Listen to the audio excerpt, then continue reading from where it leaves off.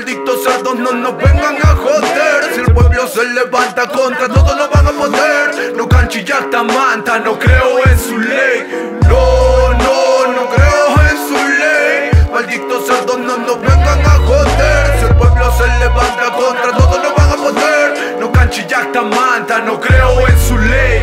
Ya insertaste, pero no encontraste por el contraste de mi euforia del ser vivo con avaricia y sumisa al que se adinera. Complica, pero nunca rectifica. Primero lo primero, ¿cómo estás? Traje suelo, contener mi homenaje a tu formalidad. Viajé a tu mundo por un instante, me puse de clase para saber qué reacción tendrás. Ve las dimensiones del money, crean emociones que conceptúan morir. Entonces dime Soli, si tú no eres adicto al money. Capitalistas, dime por dónde se apoderan y nadie responde. Solo ves acomodarte, sobrevivir en un lugar aparte, sin importar lo que aquí pase, sin importar lo que nos pase.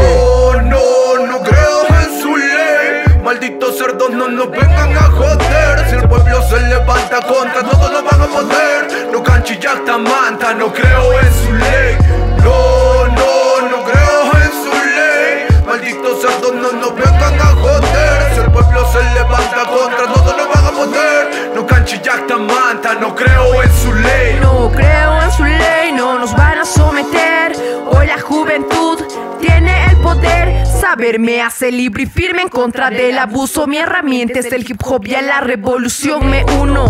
Si este sistema que oprime y gobierna nos tiene en cadena, la voz de protesta y la lucha resuena, silencio condena. Vengo, sostengo con prosas alego, con rimas de fuego, con verso de fuego. Somos raperos en defensa del pueblo. Escribo viviendo, creando, cimiento con verso violento. Venimos del gueto. No creo en su ley. Malditos cerdos no nos vengan a joder. Si el pueblo se levanta contra todos no van a poder. No canchillacta manta, no creo en su ley.